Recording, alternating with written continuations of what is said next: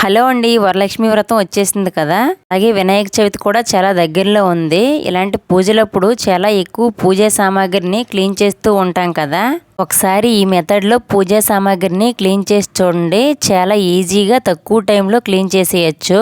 ఈ పూజా సామాగ్రి క్లీనింగ్ కోసం ఒక గిన్నెలో కొంచెం చింతపండు తీసుకుని అందులో ఒక చెక్క నిమ్మరసం పిండి ఈ బౌల్లో మనం క్లీన్ చేయాల్సిన రాగి, ఇత్తడి ఏ వస్తువులనైనా వేసి బాగా వేడిగా ఉండే వాటర్ను వేసుకుని సామాన్లన్నీ వాటర్లో మునిగేలా సెట్ చేసుకుని ఒక 10 నిమిషాలు మూత పెట్టి వదిలేయాలి.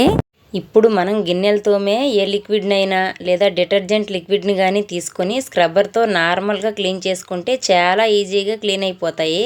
ఒకవేళ డిజైన్స్ ఉండే వస్తువులు అయితే టూత్ బ్రష్తో ఒకసారి క్లీన్ చేసుకోవాలి. ఇలా క్లీన్ చేసిన ఐటమ్స్ను ఒక డ్రై క్లాత్ తీసుకొని వాటర్ లేకుండా నీట్గా తుడిచి ఆరబెట్టుకుంటే పూజా సామాగ్రి చాలా నీట్గా వచ్చేస్తుంది. ఈ మెథడ్ చాలా బాగా వర్క్ అవుతుంది. ఒకసారి ట్రై చేయండి.